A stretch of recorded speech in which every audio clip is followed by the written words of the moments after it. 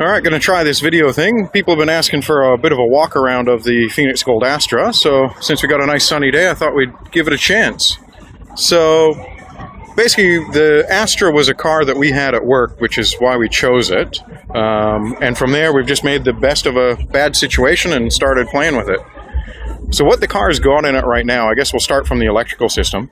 We've got a total of 11 batteries. So if we walk back here to the amp rack, you can see across the bottom there, we've actually got 6 batteries just underneath the amplifier rack. Now underneath that, in the spare tire well, there's actually another 4, plus the one up under the bonnet. So 11 batteries. At the back here, we've now got the Phoenix Gold Elite 1 monoblocks. They're rated at 3,200 watts, but they're all doing around 4,100. So we've got around 24,000 watts of power. You can see on either side of them, we've got a whole bunch of 4-inch speakers. There's a total of 56 4s in here.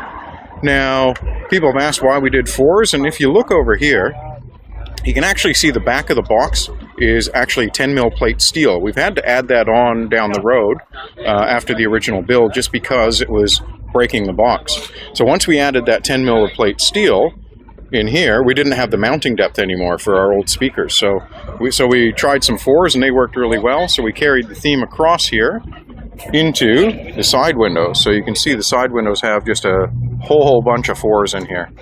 So that really sums up trying to get some mids and highs outside of the car, which will actually keep up with the bass.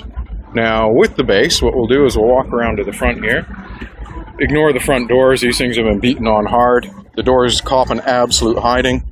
We got 4 sets of 6s in there, and when we step inside, you can actually see the subwoofer enclosure.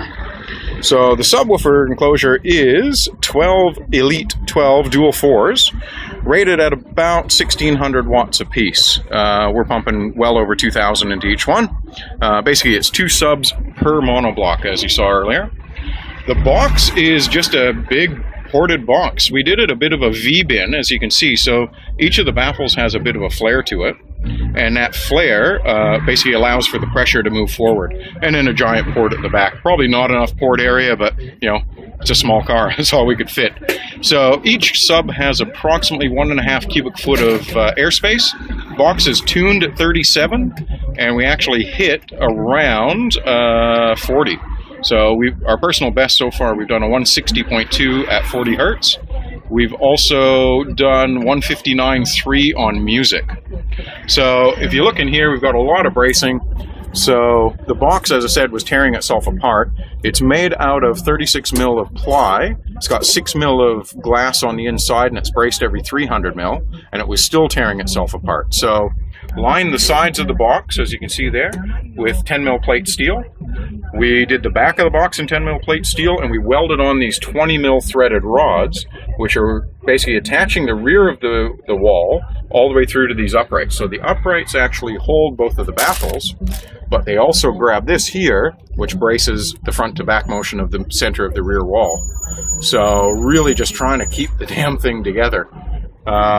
In that theme, what we also did is, because we tore the roof open, when one of the windscreens went, it took a portion of the roof, about a 900mm portion of the roof with it.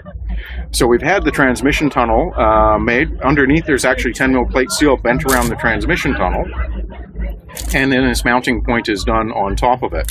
So the stripper pole then goes up into the roof, which was repaired. So the boys at DreamTech did an awesome job on repairing that.